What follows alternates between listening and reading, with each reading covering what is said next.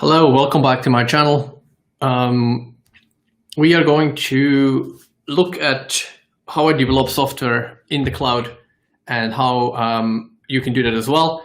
What I want to show mainly is the difference between how most of you probably develop software where you have an IDE on your local computer and then pull down the source code, make your changes, do a git push. In my case, I'm using a Chromebook.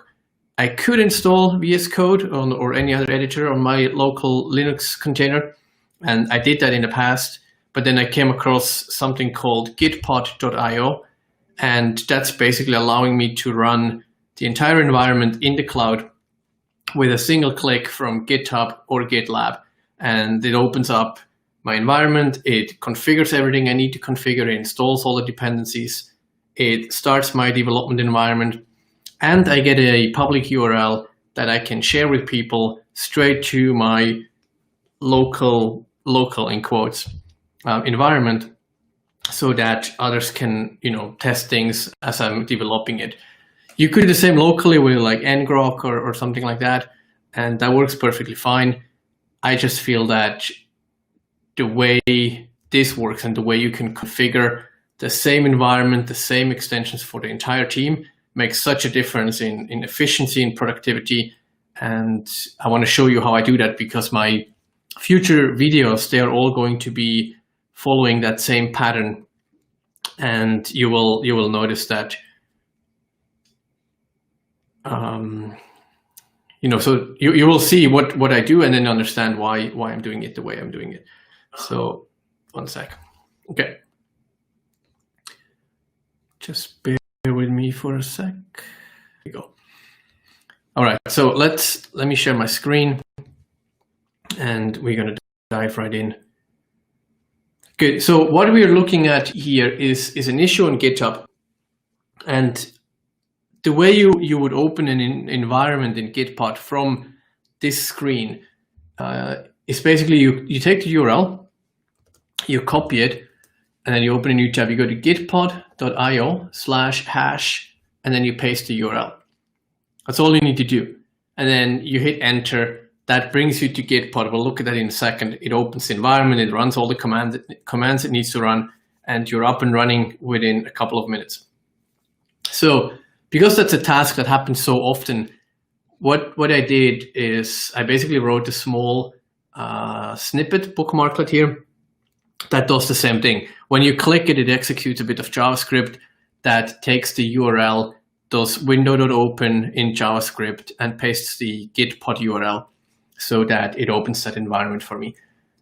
Let's look at that. Now you can see I already have a pull request for that.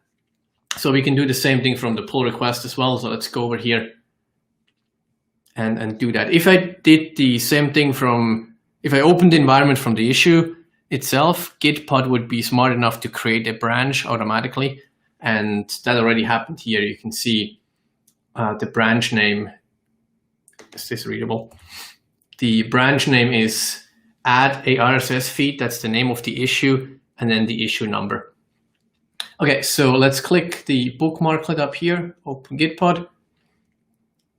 That is going to start a container, pull down some Docker images, and run a bunch of commands.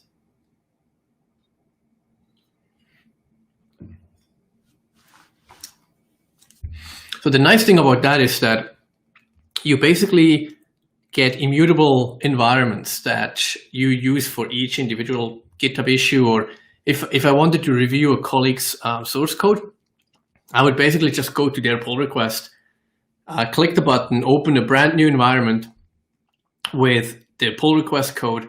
I could review that, run the tests, do whatever I need to do, and then shut down the environment, and I would get deleted until I do another one. That would be a brand new image, brand new machine that would start up.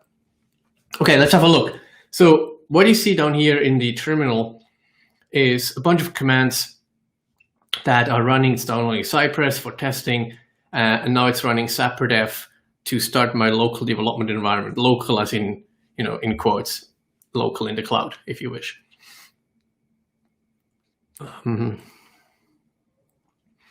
Okay, so that's going to take a minute because of the way I configured Tailwind, and it's actually super slow. So there might be a better way. I'm going to just wait until the new version of Svelte comes out, and then we'll deal with that. But the other thing you notice is that it basically looks very similar to VS Code. It's an editor called Thea. It's an open source IDE that is underlying all of that. You can now change your Gitpod settings and use actual VS Code if you're into that. So that's fine as well. Now, while this Zapper thing is starting down here, let me walk you through the Gitpod configuration file. What you notice is a couple things. So at the very top, I use a custom Docker image. That's just so that I can install a few dependencies that Cypress needs, and I can also install Firefox so that I can play with Cypress that runs in my cloud environment. So I can virtually log into that server. I get a graphical user interface. I can start Firefox. I can start the Cypress testing framework and then play with it and build my tests. The next thing we have is tasks. So there's 2 tasks defined. The first one is just an empty echo. What that does is it opens a tab in my terminal down here with nothing in it other than some errors that are there. But what I can do here, I run my regular commands in Git to do things. It's just a regular Linux container. The second command, or the second task, there's 2 commands. There's an npm install, and then once that's complete, it moves into the services website directory and runs npm run dev. And that's what's happening in the second tab here. So if we would go up here, there's the npm install part, and then at the bottom, it did the npm run dev, and it spun up my server on localhost 3000. Now, what happens if I go to localhost 3000? HTTP. Any guesses? It's going to do nothing, right? Because I don't actually have anything running on my localhost. So what I need to do is I need to go to the open ports, and you can see there's a bunch of them open. One of them is 3000. And if we go to the right here, there's a browser or a button called Open Browser. I can click that, and it opens my local environment that runs in that Gitpod environment. So that's pretty cool. I could even go here and change the port number if I wanted to go to 8080 or 5000. I could just change it right here. Now, the other nice thing is that if we close that and we go back to my terminal, you notice how it says that the server is listening on localhost 3000. If I click that and I open it, then Gitpod is actually smart enough to replace the localhost 3000 with the URL for that environment. So there's really no difference to working on your localhost where you would click on that link, it would open the browser. This does the same thing. The nice thing with that is I can now take that URL and I can run tests. Like if I have some third-party service that runs like Lighthouse tests against it, or accessibility tests, or SEO, search engine optimization, validators, and things like that, I can use that URL publicly. I can use it on all these third-party services to validate my website while it is running in development mode.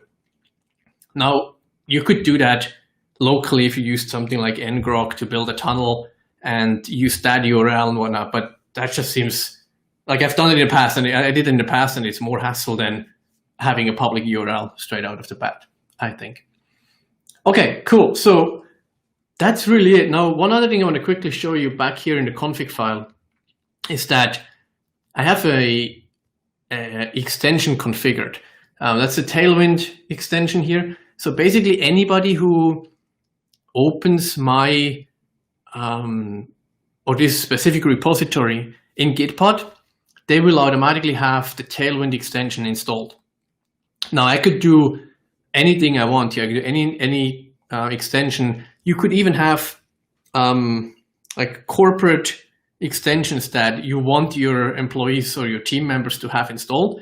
You can throw it all in here, and everybody on your team would have the exact same environment every time they work on it. So you wouldn't have to deal with, well, it works on my computer, it doesn't work on my computer.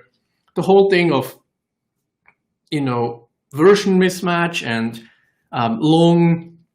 we've all been there, long onboarding checklists. When you start a new job, install this, then make sure you can switch your node versions, do that, all these things.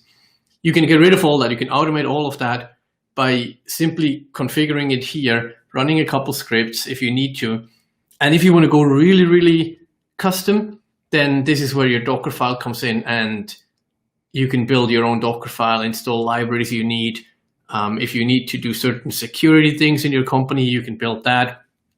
All easy. And as I said, everybody's going to get the same setup. So that's really it. I'm not going to go any deeper into the actual project. I just want to show how I work and how I develop. Everything else now is the same thing. Here I would do git commit, git push, and that would go back up to GitHub, and I could make changes there. So cool. We talked about Gitpod. We talked about how we can configure it. We looked at how we can open the local host in quotes on in the browser to test things. And yeah, that's really it. If you want to give that a shot, go over to Gitpod.io. There's a very generous free tier where you can work for plenty of hours per month without even paying. If you do reach that limit and you want to update, use my coupon code if you want. Mike Nicholas, all one word, and that gives you some free usage there for a certain amount of time. And yeah, that's really it. I wanted to get that out there so you know how I work. Every future video, you're going to see that same setup. So if you're wondering, now you understand how this all works in a single browser window. Amazing. Thanks very much. And like and subscribe to the video. That would definitely help a lot and be good motivation. So I'll be back very shortly with some updates on what we're building next.